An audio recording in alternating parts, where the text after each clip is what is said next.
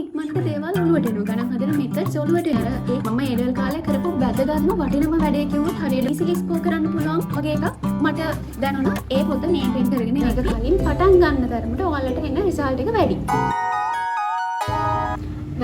welcome back to my YouTube channel. ඉතින් මට හිතුණා මම ඒ ලෙවල් කාලේදී කරපු වැඩවලින් හරිම ඉෆෙක්ටිව් කියලා හිතෙච්ච වැඩක් ගැන ඔයාලත් එක්ක ෂෙයා කරගත්තොත් හොඳයි කියලා. මම හැම වීඩියෝ එකේ වගේම ඔයාලට කියනවානේ පාස් පේපර්ස් කරන්න, විවරණ ලියන්න, ඒවා අයයි බලන්න. මම ඔහොම හැම වීඩියෝ එකේම ඔයාලට කියනවානේ. ඉතින් මට හිතුණා මම ඒ ලෙවල් කාලේදී පාස් පේපර්ස් වලට විවරණ ලියපු විදිහ ඒ වගේම මම බයෝ වලට පාවිච්චි කළා පොයින්ට් බුක් කියලා එකක්. අන්න ඒක යූස් කරපු විදිහ ගැන ඔයාලත් එක්ක ෂෙයා කරගත්තොත් හොඳයි කියලා. මම මුලින්ම මං කවුද කියලා ඉන්නම්. channel එකට අලුත් කෙනෙක්ට මම Thushari Senadheera 4th year medical student කෙනෙක්. ඒ වගේම තමයි ඔයා 2027 හරි 2028 හරි exam කරන්න ඉන්න නංගින් මල්ලියෙක් නම් ඔයාලා මේ වැඩේ ඇත්තටම දැන් පටන් ගන්න එක හරිම වටිනවා. මොකද 2027 කෙනෙක්ට නම් තියෙන්නේ තව අවුරුද්දක් වගේ කාලයක්නේ. එතකොට මේ වැඩේ දැන් පටන් ගත්තේ නැත්නම් මේ වැඩේ හරි ලස්සනට ඔයාලට කරගෙන යන්න කාලෙ මදි වෙනවා. අන්තිම වෙලාවේ මේක පටන් ගත්තොත් ටිකක් අර ස්ට්‍රෙස් වෙලා කළොත් මේ අර මේ විවරණ ලියන වැඩේ හොඳටම කරගන්න බැරි වෙනවා. මොකද ඔයාලා ගොඩක් ස්ට්‍රෙස් වෙලා ඉන්නේ. ඔයාලට ප්‍රශ්න කරගන්න වෙලාව මදි. එතකොට ඔයාලා විවරණ ලියනවට වඩා ප්‍රශ්න කරගෙන යන්න තමයි try කරන්නේ. මේ වැඩේ කරගන්න අමාරු වෙනවා. 2028 කෙනෙක් නම් ඒත් ඔයාලා හිතනවා නම් දැන් තව පාඩම් කීයද කියලා තියෙන්නේ. දැන් ඕව දැම්ම කරන්න ඕනේ නැහැ වගේ කියලා හිතනවා නම් එහෙම නැහැ. ඔයාලා මේක කලින් පටන් ගන්න තරමට ඔයාලට එන රිසල්ට් එක වැඩි. හරි. අපි දැන් බලමු මොකද්ද මේ විවරණයක් කියලා කියන්නේ. විවරණයක් කියලා කියන්නේ simply අපි මොකක් හරි ගානකට එහෙම නැත්නම් paper එකක MCQ එකකට structured එකකට එහෙම නැත්නම් essay ප්‍රශ්නයකට මොකක් හරි ලියන note down එකක්. ඔයා ඒ ගානේ steps explain කරලා ඔයාට වැරදිච්ච ඒවා ලියලා ඔයා ලියන පුංචි note එකක්. එතකොට ඇයි අපි විවරණ ලියන්නේ?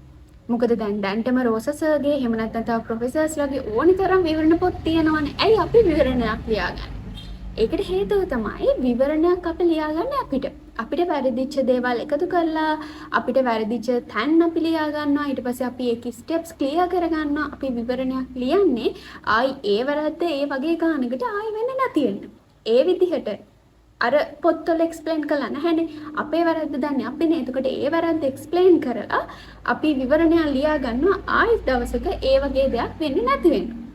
ඕක තමයි හරිම සරලව විවරණයක් කියන්නේ මොකක්ද සහ විවරණයකින් ඇත්තටම වෙන්නේ මොකක්ද කියන එක. හරි. අපි දැන් බලමු විවරණයක් ලියන්නේ කොහොමද කියලා. විවරණයක් ලියන්න කලින් ඔයාලා අනිවාර්යයෙන්ම කරන්න ඕනි දෙයක් තියෙනවා. ඒ තමයි ඔයා ඒ ගාන හරි ඒ පේපර් එක හරි අනිවාර්යයෙන්ම තනියෙන් හිතන්න ඕනි. ඔයා ඒ ගාන ඔයා තනියෙන් හදන්න ඕනි. ඒකට යන වෙලාව දැන් මම ඒක තමයි කිව්වේ. ඔයාලා 2027 ලෙවල් කරන කෙනෙක් නම් ඔයාලට තව කාලේ තියෙනවා. මේ වැඩේ හරියට කරන්න ඔයාලට කාලේ නැති වෙන්නේ මෙන්න මේ දේ හින්දා. ඔයාලට විවරණයක් ලියන්න ඇත්තටම කාලයක් යන්නේ නැහැ. හැබැයි මොකක් හරි පේපර් එක ගානක් හදන්න MCQ එකක් කරන්න ඔයාලට වෙලාවක් යනවා. ඔයාට පළවෙනි පාර ඒක කරද්දී ඔයාට ඒ වගේ දේවල් ඔයාලට ඔළුවට එන්නේ නැහැ. ඔයා ඒක try කරලා කළොත් තමයි ඔයාට ඒ දේවල් පුළුවන් වෙන්නේ. ඒ කෙනාවත් හිතන්න පුරුදු වුණොත් තමයි ගාන ඔයාට ඒ ගාන හදන්න පුළුවන් වෙන්නේ. ඉතින් ඒ හිතන්න ඔයාලට වෙලාවක් යනවා. ඔයාලට ඔය MCQ එකක් දැම්ම කරන්න ගත්තට විනාඩි දෙකකින් කරන්න බෑනේ. අපි ප්‍රැක්ටිස් වුණොත් තමයි මේ ටයිම් එකට කරන්න පුළුවන්.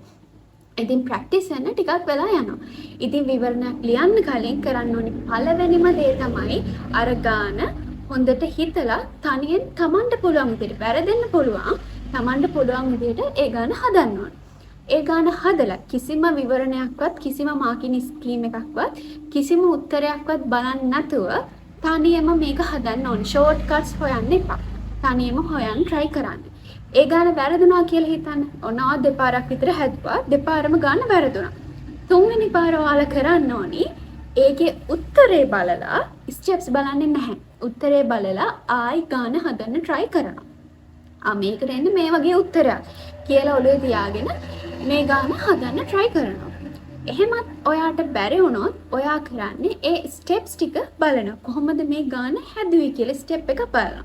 විවරණය ලියන්න කලින්. ස්ටෙප් එක බලලා ඔයා ආයිමත් ඒක බලන්නේ නැතුව ස්ටෙප්ස් ටික ආයි කොපිරයිට් කරන එක නෙමෙයි මම කියන්නේ. ස්ටෙප්ස් ටික ඔළුවේ තියාගෙන ආයිමත් ඒ ගාන හදන්න try කරනවා. try කරලා ඔයා තනියෙන් ඒ ගාන හදන. දැන් ඔයාට 3-4 පාරක් බැරි වුණානේ. 3-4 පාර බැරි වුණාට පස්සේ ඔයා ස්ටෙප්ස් ටික බැලුවා. ඒ ස්ටෙප්ස් ටික ඔළුවේ තියාගෙන ඒක ආයි බලන්නේ නැතුව ගාන හදාගෙන යනවා. එහෙම තමයි ඔයා විවරණයක් ලියන්න කලින් ගාන ප්‍රැක්ටිස් කරන්නේ. අර දැන් හිතන්න දැන් ඔයා දැන් හිතනවා ඇති ඇයි ඉතින් එහෙම කරන්නේ මුලින්ම ඕක කළා නම් හරිනේ. නැහැ. ඔයා මුලින්ම ඒ ගාන බලාගෙන හදන එකේ ඔයා තනියෙන් ප්‍රැක්ටිස් කරලා බැරි වෙච්ච හින්දා ගාන ඔළුවේ තියාගෙන හදන එකේ ලොකු වෙනසක් තියෙනවා. පළවෙනි දේ තමයි ඔයා ගාන හදන්නේ අර 3-4 පාරම එකම විදිහට නෙමෙයි. ඔයා ගාන හදන්නේ ඔයාගේ ඔළුවේ එක එක විදිහට වැඩ කරනවා. ඔයා පළවෙනි පාර ගාන හදන්න try කරද්දී හදන්නේ එක විදිහකින්. ඔයා දෙවෙනි පාර හදද්දී ඔයා දන්නවා මේ විදිහෙන් බෑ. හරි. අපි එහෙනම් දෙවෙනි අපිට හිතන අනිත් විදිහට try කරලා බලමු. එතකොට ඒ විදිහනොත් බැරුණොත් ඔයා තව විදිහකට try කරනවා. එතකොට වෙන්නේ මොකද්ද? ඔයා එකම ගාන එක විදිහට හිතනවා. එතකොට ඔයා දැනගන්නවා මේ විදිහෙන් මේ ගාන හදන්න බෑ. ඒක ඔයා දැනගන්නේ ඔයාම try කරපු හින්දානේ. ඔයා විවරණය ලිව්වා කියලා, විවරණය බැලුවා කියලා ඔයාට ඒක පුළුවන් වෙන්නේ නැහැ. ඔයා ඒක දැනගන්නේ නැහැ. ඒ විදිහට ගාන දෙතුන් පාරක් try කළා ඊට පස්සේ ඔයා ස්ටෙප්ස් ටික බලලා කරද්දී ආයි ඔයාට ඔළුවට යනවා කලින් මම මේ වැරද්ද කරපු හින්දා තමයි මට මේ විදිහට මේ ස්ටෙප් එක මගේ ඔළුවට ආවේ නැත්තේ. කලින් මම මෙන්න මෙතන වැරද්දපු හින්දා තමයි මට උත්තරේ වැරදුනේ. ඒ ඔක්කොම දේවල් වගේ ඔළුවට යන්නේ ඔයා අර කලින් ගාන හදලා තිබ්බොත් විතරමයි. එහෙම නැති වුණොත් ඔයා නිකම්ම විවරණයක් එහෙම නැත්නම් මාකින් ස්කීම් එකක් බැලුවා කියලා ඔයාට ගාන ඔළුවට යන්නේ නැහැ. ඒක තමයි ෆිසික්ස් කෙමිස්ට්‍රි වල තියෙන key point එක. ඔයා ගාන හිතන්න තමයි ඔයාගේ ඔළුව වැඩ කරන්න තමයි ඔයාට ගණන් පුළුවන් වෙන්නේ. කවදාවත් කෙමිස්ට්‍රි ෆිසික්ස් වලට කටපාඩම් කරලා උත්තර ලියන්න බෑ. ගාන වෙනස්. හිතන්නකො ගිය අවුරුද්දේ අර කලින් වගේම පේපර් එකක් ආවා කියලා. හැබැයි මේ අවුරුද්දේ එහෙම අපිට ප්‍රෙඩික්ට් කරන්න බෑනේ. සේෆ්ම විදිය ඔයා ඔළුවෙන් ප්‍රැක්ටිස් කරලා යන්න. ඒක තමයි පළවෙනි දේ. ඔයාලා ගන්න තනියෙන් හැදුවට පස්සේ ඔන්න ඔයාලට දැන් පුළුවන් ඔයාලට විවරණ පොතක් තියෙනවා නම් රෝසස්ගේ පොත හරි මොකක් හරි විවරණ පොතක් තියෙනවා නම් ඒ පොත කියවන්න පුළුවන්. ඊට පස්සේ ඒක කියවලා ඔයාලට ඉම්පෝර්ටන්ට් පොයින්ට්ස් තියෙනවා නම් ඒවා මාක් කරගන්න පුළුවන්. ඒ පොතේ තියෙන හැම පොයින්ට් එකක්ම ඔයාලගේ විවරණේ ලියන්න ඕනේ නැහැ. එහෙම වුණොත් ඉතින් ඒ විවරණේ මේකේ කිසිම වෙනසක් නැති වෙනවනේ. එතකොට ඔයාලා කරන්න ඕනේ වැදගත් පොයින්ට්ස් මාක් කරගෙන ඒවා මේ ඔයාලගේ විවරණේ ලියන්න පුළුවන්. ඒ කියන්නේ ඔයාලා දැනටමත් ගන්න පොයින්ට්ස් මේකේ ලියන්න එපා. ඒ වගේම තමයි ඔයාලට තියරි පොයින්ට්ස් මොන හරි අමතකයි නම් ඔයාලට ඔයාලගේ තියරි පොත බලලා ඒකේ මොන හරි අමතක පොයින්ට්ස් ඉම්පෝර්ටන්ට් දේවල් තියෙනවා නම් ඒවත් ඇඩ් කරගන්න පුළුවන්.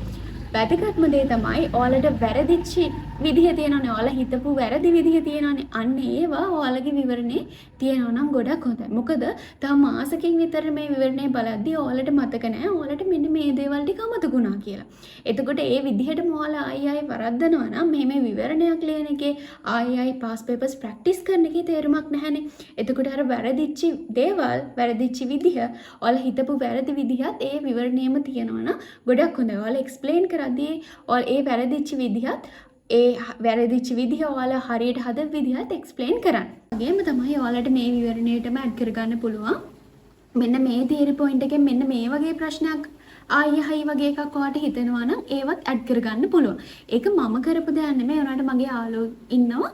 එයාලා එහෙම ඒ කියන්නේ අර විවරණ ලියද්දී තව එන්න පුළුවන් ප්‍රශ්න තියෙනවා නම් ඒවත් හිතලා ලියලා තියෙනවා. එතකොට ඒකත් ඇත්තටම හරිම ඉෆෙක්ටිව්. මොකද ඔයාලා ඒ ගාන හදද්දී ඔයාම හිතනවා මෙන්න මේ වගේ ගානකුත් එන්න පුළුවන් කියලා.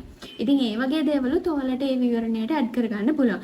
මෙහෙමයි. විවරණයක් කියලා කියන්නේ ඔයාට ස්පෙસિෆික් වෙච්ච දෙයක්. එතකොට ඔයාලට කැමති විදිහකට ඒක වෙනස් කරගන්න පුළුවන්. මම මේ දල වශයෙන් කියන්නේ මෙන්න මේ විදිහට මෙන්න මේ දේවල් ටික ඇඩ් කරගන්න ඕනි කියලා. වැදගත්ම දේ තමයි විවරණයකින් කරන්නේ අර ඔයාලට වැරදිච්ච දෙයක් ආයෙ වැරදෙන එක නවත්තනවා. ආයෙ කියවද්දී ඔයාලට අර ලේසියෙන් මතක් කරගන්න උදව් වෙනවා.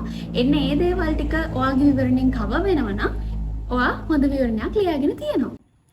මම ඔයාලට කියලා තියෙනවා නේද පාස් පේපර්ස් රවුන්ඩ්ස් දෙකක් තුනක් නැත්නම් ඊටත් වඩා පුළුවන් නම් තවත් හොඳයි කරන්න කියලා. එතකොට දැන් ඔයාලට හිතෙනවා ඉතින් දැන් ওই රවුන්ඩ්ස් දෙක තුනේදීම ওই විදිහට මුලින් ඉඳන් විවරණ ලියන්න ඕනේද කියලා ඔයාලට හිතෙනවා ඇති. නෑ එහෙම කරන්න ඕනේ නෑ. ඔයාලා සෙකන්ඩ් තර්ඩ් රවුන්ඩ් එක යනකොට විවරණය ලියන්නේ අර කලින් විවරණය ලියපු පේපර් එකටම ඔයාලා විවරණ ඇඩ් කරගන්න දේවල් තියෙනවා නම් ඇඩ් කරගන්න. හැබැයි මුලින් වගේම ඔයාලා ගාන තනියම කරන්න ඕනි. ගාන මුලින්ම තනියම හිතලා කරන්න ඕනි. මම ඔයාලට ප්‍රොමිස් වෙනවා පළවෙනි පාර ඔයාලට ඒ ගාන හදද්දි විනාඩි 2ක් නෙමෙයි විනාඩි 20ක් විතර යයි. හැබැයි සෙකන්ඩ් රවුන්ඩ් එක තර්ඩ් රවුන්ඩ් එක කරද්දි ඔයාලට එච්චර වෙලා යන්නේ නැහැ. මොකද ඔයාලා සෙකන්ඩ් රවුන්ඩ් එක කරනවා කියන්නේ අවුරුදු 20ක විතර පාස් පේපර්ස් ටික කරලානේ තියෙන්නේ. ඔයාලා සෑහෙන දේවල් හිතලා තියෙනවා. ඔයාලා ගණන් ප්‍රැක්ටිස් කරලා තියෙන්නේ. එතකොට ඔයාලට ගොඩාක් ඉක්මනට දේවල් ඔලුවට එනවා. ගණන් හදන මෙතඩ්ස් ඔලුවට එනවා. ඒක තමයි අපි පාස් පේපර්ස් ප්‍රැක්ටිස් කරනවා කියලා කියන්නේ. එතකොට සෙකන්ඩ් රවුන්ඩ් එක තර්ඩ් රවුන්ඩ් එක කරද්දි ඔයාලට එච්චර වෙලාවක් යන්නේ නැහැ. ඔයාලා ගණන් එක්ක සෑහෙන ෆැමිලියර් වෙනවා. ඉතින් ඔයාලට ලොකුවට වෙලාවක් යන්නේ නැහැ. සමහරවිට ඔයාලට සෙකන්ඩ් රවුන්ඩ් එක තර්ඩ් රවුන්ඩ් එක කරද්දි මේ ඊට වඩා ලේසියෙන් සමහරවිට ඔයාලට මෙතඩ්ස් අහුවෙන්න පුළුවන්. ඒ වගේ දේවල් ඔයාලට ඇඩ් කරගෙන යන්න පුළුවන්. ඉතින් ඔහොම තමයි විවරණයක් ලියන්නේ. හරි. අපි දැන් බලමු මම අර කලින් කිව්වේ මම බයෝ වලට පොයින්ට් බුක් එකක් යූස් කළා කියලා. මම බයෝ වලට වැඩි පාස් පේපර්ස් කළේ නැහැ. ඇත්තටම මට අපිට බයෝ වලට තිබ්බේ පාස් පේපර්ස් දෙකයි. අනිත් ඒවා මේ පරණ සිලබස් එකේ පාස් පේපර්ස් තිබ්බේ. ඒ හින්දා මම බයෝ වලට කළේ ප්‍රොවින්ෂල් පේපර්ස්, ස්කූල් පේපර්ස් සහ අර කලින් තිබ්බ පාස් පේපර්ස් දෙක. ඉතින් ඒ පාස් පේපර්ස් කරද්දී ඒ ප්‍රොවින්ෂල් පේපර්ස් කරද්දී ඕනි ඒ කියන්නේ අර නිතර අහන බයෝ පොයින්ට්ස් තියෙනවා නම් මම වෙනම පොතක නෝට් ඩවුන් කළා පිටුවස්සේ CR පොත. ඒ පොත පාඩමෙන් පාඩමට මම බෙදාගෙන තිබ්බේ ශාකය, සත්‍ය හැමනා සබ් ටොපික්ස් ගොඩාක් තියෙනවානේ. අන්න ඒවට බෙදාගෙන මට ඕනි පොයින්ට්ස් තියෙනවා නම් මට නිතර අමතක වෙන පොයින්ට්ස් තියෙනවා නම් සමහර පාඩම් තියෙනවානේ අර කොච්චර පාඩම් කළත් මතක හිටින්නේ නැති පොයින්ට්ස් අන්න ඔය වගේ පොයින්ට්ස් ටිකක් මම ලියාගෙන තිබ්බා. ඉතින් ඇත්තටම ඔය දේවල් ටිකනේ අපි එක්සෑම් එකට කලින් අපිට හයිලයිට් වෙන්න ඕනේ. මා එක්සෑම් එකට කලින් සාමාන්‍යයෙන් ටර්ම් ටෙස්ට් එකට කලින් වුණත් ඔය වගේ මේ ඔය පොත බලනවා. ඉතින් කොහොම හරි මේ තව දෙයක් මම ඔය පොතට ඇඩ් කරගෙන තිබ්බ අපේ පාඩම් වලින් අහනවනේ ඩෙෆිනිෂන්ස්. ඔය ඩෙෆිනිෂන්ස් වල එක වචනයක් හරි අඩුයි නම් ඉතින් ලකුණු දෙන්නේ නැහැනේ.